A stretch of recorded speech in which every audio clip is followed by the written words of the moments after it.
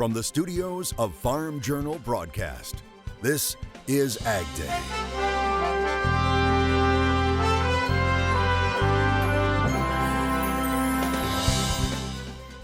Coming up today on AgDay, protecting the land from water by using natural resources. It helps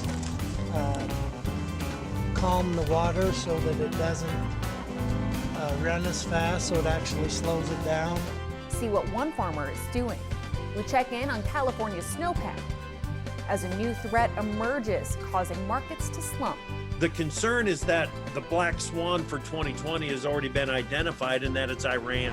AgDay, presented by the Chevy Silverado and the all-new Silverado HD, the strongest, most advanced family of Silverados ever. Good morning, I'm Betsy Gibbon. We'll be waiting to see what happens with the markets today and energy prices after oil prices rose sharply on Friday. The increase coming after U.S. forces in Iraq killed a top Iranian general and concerns about Iranian retaliation. The price of oil surging more than 3.5%, but the grain markets, especially soybeans, saw a big drop. The Dow and NASDAQ also dropping after a bullish start to the new year and big gains in 2019. Analysts say this was a surprise the market was not anticipating as the focus was on the U.S.-China trade deal. We were going to get to January 15 and sign phase one. We were going to get the Senate back and vote on USMCA and get that ratified and have a signing agreement. The concern is that the black swan for 2020 has already been identified and that it's Iran. Flory says the risk is if the conflict with Iran intensifies and the U.S. sees a disruption of crude oil flowing out of the Middle East. If that happens, you're going to see higher energy prices, and that higher energy price is going to make our inputs more expensive, not just fuel, but all the inputs more expensive when we get to 2020. Analysts warn those increases could potentially drag on the global economy at a time when it is already slowing. We'll have more on the markets and where we're starting the week coming up. As the U.S. prepares to sign a phase one trade agreement with China later this month, work continues with the European Union on trade. Farm Journal Washington correspondent Jim Wiesmeyer reporting the EU's new trade chief will be in Washington from January 14th through the 16th. It's an effort to repair relations frayed by U.S. measures against imports from the EU. Phil Hogan will meet with U.S. Trade Representative Robert Lighthizer to discuss matters. That includes a U.S. threat to hit $2.4 billion of French goods with tariffs in retaliation over a digital services tax in France. Efforts are continuing to prevent destruction of property and ranches from future wildfires in California, and one of those efforts is tree thinning. Now California regulators are streamlining the state's permit process for tree thinning projects. The State Board of Forestry and Fire Protection approved a vegetation management program. It's based on more than a decade of analysis on the potential environmental damage from removing different types of fuel, ranging from alpine trees to shrubs. The plan generally involves thinning or clearing trees or brush along wide paths near vulnerable communities so that wildfires slow down and can be contained while they move through areas with less fuel. Other projects aim to restore a more natural balance between fire and forests. Also out of California, the year is starting out promising when it comes to the state's snowpack. Crews taking their first snow survey of the year last week. Statewide, the amount of water contained in the snowpack, known as snow and water equivalent, was over 9 inches or 90% of the January 2nd average. December storms gave California a promising snowpack despite a slow start with a dry October and early November. The measurements to determine how much vital runoff can be expected to flow into reservoirs this spring. The snowpack supplies about 30% of California's water when it melts. This time of year is normally slower for barge traffic, but you may see more barges on the rivers in the coming months. The Wall Street Journal reporting tug and barge companies are scrambling to move loads to make up for time lost due to record rainfall last year. Severe flooding shut down barge traffic in June at St. Louis, where the Mississippi and Missouri rivers meet. That stranded thousands of barges. Tugboat companies have been rushing to break log jams and keep commerce moving. The Journal also reporting 1 week last month saw the highest grain tonnage of the year, moving through a key Mississippi River lock.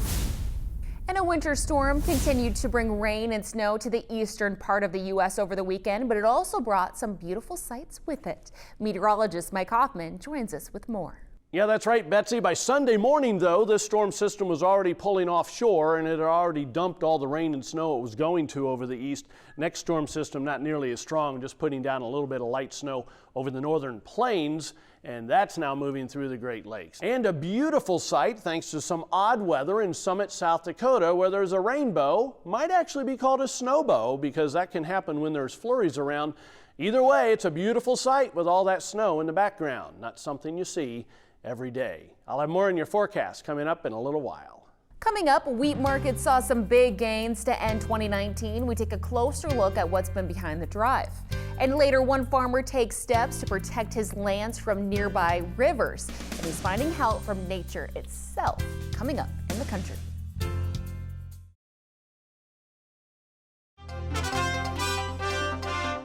Soybeans rallied to new highs last week, but tumbled on Friday, wiping the week's gains. Will things turn around to start the week? Here's more from the CME. Soybeans did fall. That marketing year low in export sales really teetered the market a lot. This is a key reversal. I think the fundamentals plus the geopolitical situation, all that unrest is definitely creating a little bit of nervousness in the market. The correction, it looks like it has begun. That objective would go down to be about halfway back from the rally starting on December 1, and that would bring us back to $9.10 in that January contract. But you know, we have to see if there's going to be a continuation of that next week. I mean, just statistically, I think that you know, these kind of numbers will be in effect, and I think that the fact that this would definitely hurt the phase one signing. So with that hindering as well, that offers a lot more pressure onto the market. Cattle was a little bit lower. There's been fewer beef sales, and futures did mirror yesterday's range, interestingly enough, but the concerns is that the prices couldn't break through those resistance numbers and couldn't push higher as we were hoping. But it did have a little bit of a late recovery, only then to start to sell off again. That just tells us that we're just not exactly sure what's going on. Everything geopolitically is definitely starting to have an effect on the market, and I think that it won't necessarily push the beef markets around, but it just may push them further in whichever way they go. And today it's going to be a little bit lower. Wheat had a little bit of a run to end the year. Clinton Griffiths talks with John Payne about what's been pushing prices higher. John Payne, author of This Week in Grains and Oilseeds. John, let's talk about this wheat market, because toward the end of December, we saw several days of pretty strong rally in wheat. We've kind of tempered off a little bit toward the end of the month, but I mean, there was a story there. Yeah, absolutely, and there's a story coming. I think currency has a big part to play in it.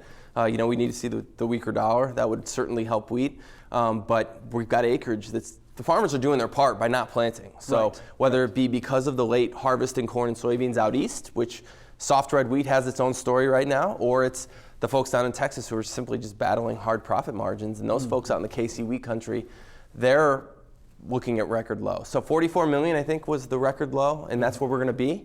That was the Informa number earlier this week. If you look at the soft red wheat stocks right now, they're at a 10-year low, stocks to use. If we have a tough growing season this winter and you go into the spring and things don't look good, combined with some macro factors at play, I think you could really see wheat take off, which is good for everything. I think wheat in general, if it can trade closer to 5.5 on the KC, I think that really puts a floor under corn and really helps, I think, producers across the board. You're going to see a lot of folks who do double crop, you know, chase it with soybeans. So I think there's some opportunity in the wheat markets here. I wouldn't be getting overly hedged.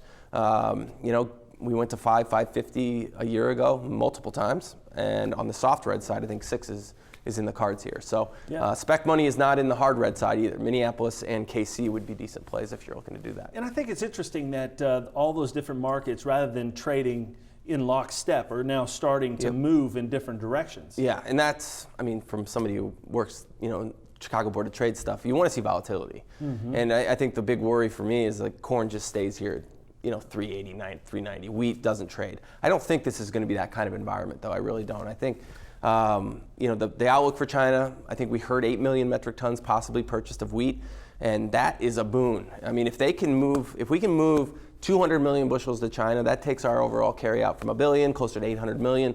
That'll be 5-year lows there with low acreage, low yields. Yeah. Just telling you, watch out here. We're still really cheap. There's no inflation yet. So I'm not saying don't hedge, because, I mean, obviously that has been the play here. Sell $5 wheat, you've made money a lot. But I think this year is going to be different. At least I feel going into 2020 a little more optimistic about some of this stuff. And maybe I'm a sucker, but I think you got to kind of, the term is don't fight City Hall. And, you know, the leaders on both sides of the planet right now are both in unison, the two biggest economies. And if we're going to work together, you got to be a little careful and not trade the market the same way you have the last few years. Okay, well, something to watch. Appreciate it. Thank you so much, John. We'll be back with more AgDay coming up in just a second. To find John's newsletter, This Week in Grain and Oilseeds, head over to www.thisweekingrain.com.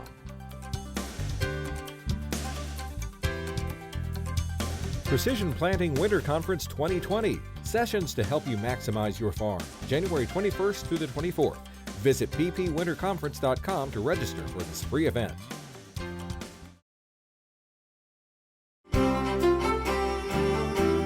All right, Mike, well, looking at the map, it looks as if we saw a lot of activity over the weekend, especially in the central Corn Belt and heading on east. Yeah, this is estimated rainfall and melted snowfall from a week ago Saturday through this past Friday. And a lot of this fell through the latter parts of this past week, Thursday and Friday basically, and then that's the storm that moved over the east coast as we moved through Friday night and Saturday. But this shows some pretty heavy rain amounts from Louisiana into Mississippi, Alabama, Tennessee River Valley, lots of 2 to 3 inch amounts, as you can see there. Farther north then, there were some 2 inch amounts, parts of Michigan, a few spots did see a little bit more than that, but you can see 1 to 2 pretty widespread across eastern Nebraska, eastern South Dakota as well. All right, let's check out the drought monitor. This hasn't changed a whole lot over the past 4 weeks. We've seen a little bit less drought in the southeast because of all the moisture you folks have been getting over the past 4 weeks.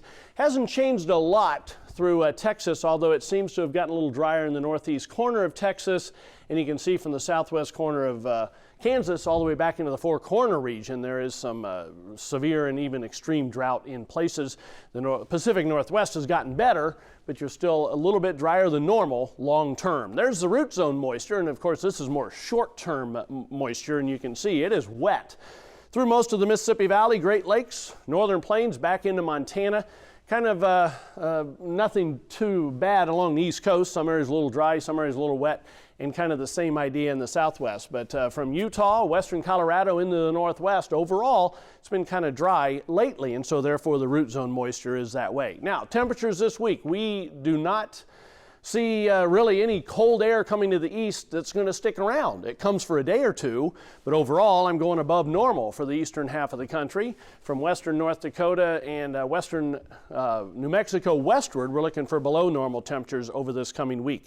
Big below normal area for moisture through the center of the country this week, a little above normal in the southeast and the Pacific Northwest as 2 or 3 systems come in out there. 30-day outlook for temperatures, I do think it eventually turns cold, not over the next week to 10 days over the northern plains and the Great Lakes, so I'm going below normal there, back into Montana, above normal the far southeast and the far southwest. Precipitation over the next 30 days, northern plains and much of the east above normal, below normal then in the far west. That's a look across the country. Now let's take a look at some local forecasts. First of all, Walla Walla, Washington today, mixture of sunshine and clouds, high of 46 degrees. Poplar Bluff, Missouri, partly to mostly sunny, high temperature of 46. And Kingston, New York, clouds along with peaks of sunshine, high around 43. Still ahead, protecting the land while allowing the water to run, how one farmer is doing both. Plus, Machinery Pete. Compact tractor or skid steer, which is best for jobs around the farm? Stay tuned, we'll talk about it.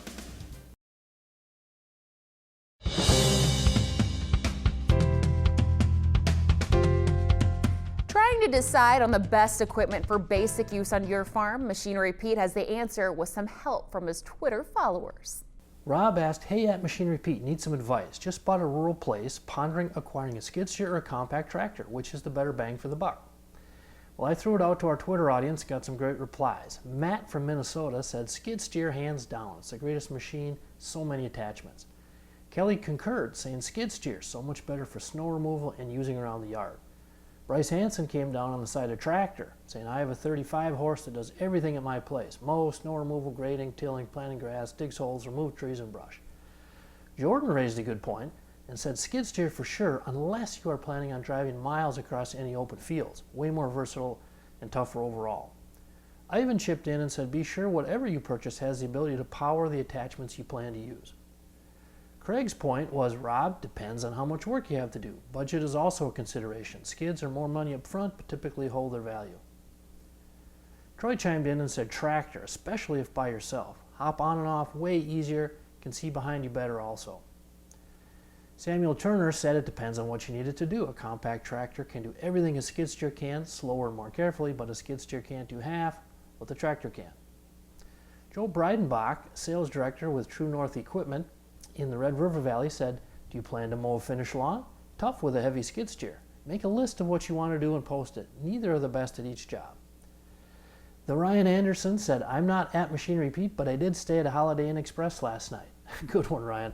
That said, if you don't need to travel long distances in a hurry, I'd go with a skid steer every day. Well, Rob, I love Joe's advice. Make a list of the jobs you need to do and then consider each option which will work best. And for my side of things, take good care of it whichever way you go. There's very strong demand for good use compact tractors and used skid steers. Still ahead, preventing loss of land to rising rivers. It's not always easy, but one farmer is getting a little help from nature itself. Details coming up.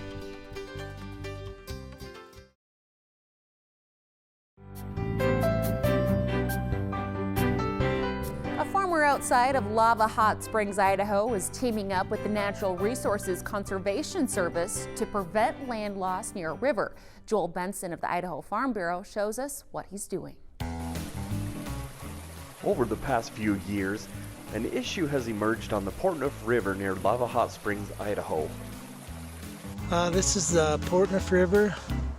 We had 6 to 8 foot vertical banks, so when we'd get high runoff, then the banks would start caving in and we'd lose ground, and it would send soil sediment down the river, and which is not good.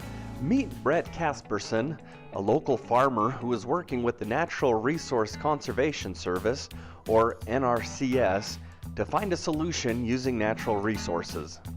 What we do is we dig the bank back about 24 foot, and then we lay the junipers root wad first into the river onto a footer log, and then every 8 to 10 feet we put a willow clump. Then we put the dirt soil back on and put it back at a 2-to-1 slope. Casperson says that applying for an environmental quality incentive program through the NRCS has been a key ingredient to the process. They designed the plan, and so it's good to have someone good to work with and have a good plan, so very important. The junipers we're getting from our rangeland, so they kind of have a dual purpose for us. Getting them out of our pasture area and doing a job down here, so it's a win-win. Willows, we've had those donated from different places. ITD's been good to work with. If they have some out, we're probably going to get some from them. Casperson hopes that this project will benefit more than just his family. So we have the river property here, so we put it in access yes, so people enjoy hunting pheasants and fishing and having access to the river. So once we get this done, then it'll be that much better. Another objective of the project is to enhance the habitat for fish. The roots being stuck out into the water, it helps calm the water so that it doesn't run as fast, so it actually slows it down, and then it gives a good spot for fish to be able to get in there in a shaded area. Of course, not all of this is done in a day's work. Casperson says he completed 700 feet of eroding banks last year, will complete 800 feet of banks this year, and will finish the project with another 800 feet next year. Another example of people coming together to fix a problem. Reporting for the Idaho Farm Bureau, this is Joel Benson. And we thank the Idaho Farm Bureau for that story. Well, that's all the time we have this morning. We're glad you tuned in. For all of us here at Ag Day, I'm Betsy Gibbon. Have a great day.